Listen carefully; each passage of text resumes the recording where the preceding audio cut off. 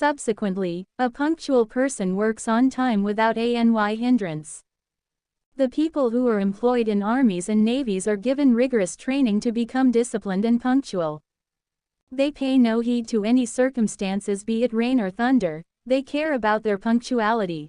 Furthermore, punctuality pushes the person to achieve success at faster rates than others.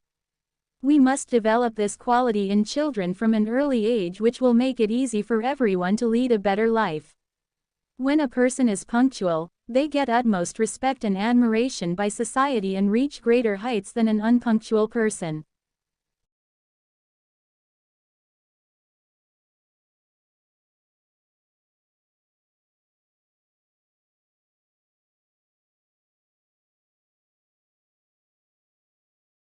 Every person has the right to avail of primary health care, no matter what their economic and social status would be.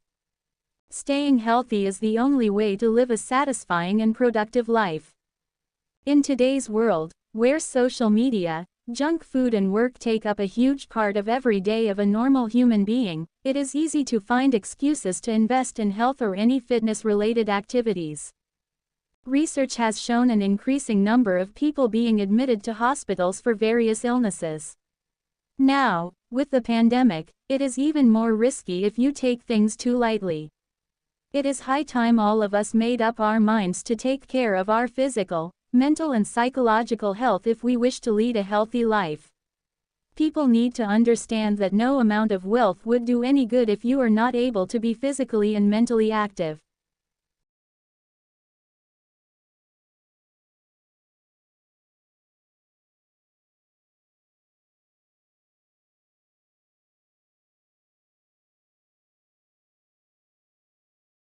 Global warming is the long-term warming of the planet's overall temperature.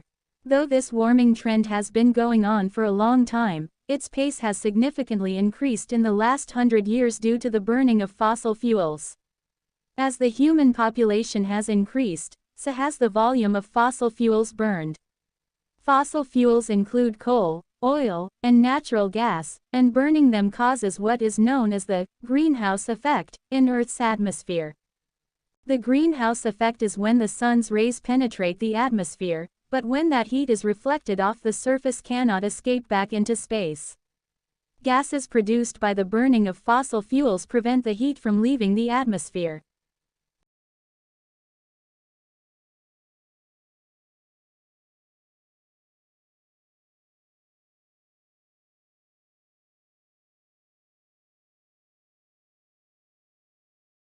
One of the most debatable and relevant issues in the contemporary times, sustainable development is becoming the need of the hour. Selfishly pursuing modernization, humans have frequently compromised with the requirements of a more sustainable environment. As a result, the increased environmental depletion is evident with the prevalence of deforestation, pollution, greenhouse gases, climate change, etc. The concept of sustainable development in India has even greater relevance due to controversy surrounding the big dams and mega projects and related long-term growth. Since it is quite a frequently asked topic in school tests as well as competitive exams, we are here to help you understand what this concept means as well as the mantras to drafting a well-written essay on sustainable development with format and examples.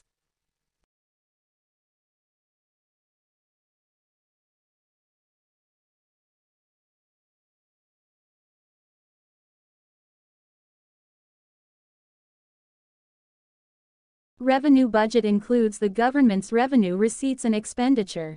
There are two kinds of revenue receipts, tax and non-tax revenue. Revenue expenditure is the expenditure incurred on day-to-day functioning of the government and on various services offered to citizens. If revenue expenditure exceeds revenue receipts, the government incurs a revenue deficit. Capital budget includes capital receipts and payments of the government. Loans from public, foreign governments and RBI form a major part of the government's capital receipts. Capital expenditure is the expenditure on development of machinery.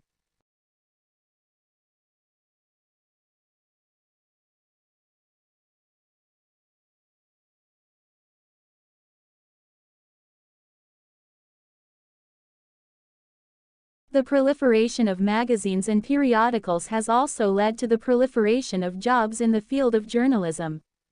There is no doubt that an ambitious man or woman possessing the necessary qualifications can find a suitable opening in the newspaper media.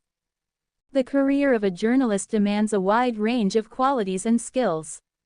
There is no doubt that this career is highly rewarding, but a journalist has to work very hard for this.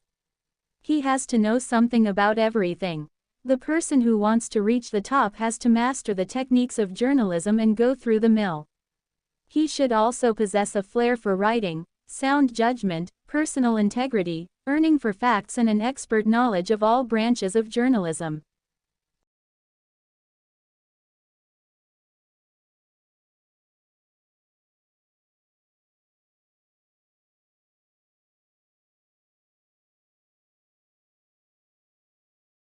In library, debate class and in competitions, students get proper scope to improve their knowledge and style. Above all, in examinations they try to show their brilliant performance. Thus they get opportunity to expand their activity. School has definitely a healthy influence upon students. But some students indulge in bad company and get away from the impact of their teachers.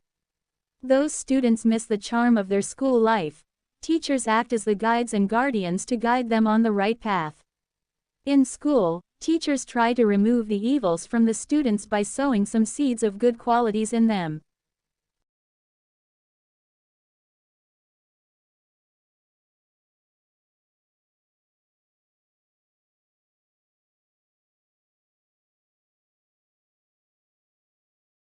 The precise relationship between fiction and life has been debated extensively. Most modern critics agree that, whatever its apparent factual content or verisimilitude, fiction is finally to be regarded as a structured imitation of life and should not be confused with a literal transcription of life itself. While fiction is a work of the imagination rather than reality, it can also be based closely on real events, sometimes experienced by the author. In a work of fiction, the author is not the same as the narrator, the voice that tells the story. Authors maintain a distance from their characters. Sometimes that distance is obvious, for instance, if a male writer tells a story from the point of view of a female character. Other times it is not so obvious, especially if we know something of the author's life and there are clear connections between the story and the author's life.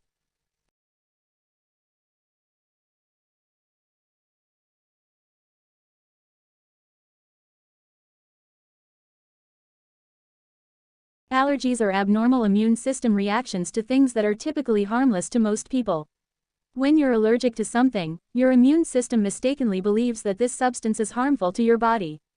Substances that cause allergic reactions such as certain foods, dust, plant pollen, or medicines are known as allergens. In an attempt to protect the body, the immune system produces the antibodies to that allergen. Those antibodies then cause certain cells in the body to release chemicals into the bloodstream, one of which is histamine. The histamine then acts on the eyes, nose, throat, lungs, skin, or gastrointestinal tract and causes the symptoms of the allergic reaction. Future exposure to that same allergen will trigger this antibody response again. This means that every time you come into contact with that allergen, you'll have some form of allergy symptoms.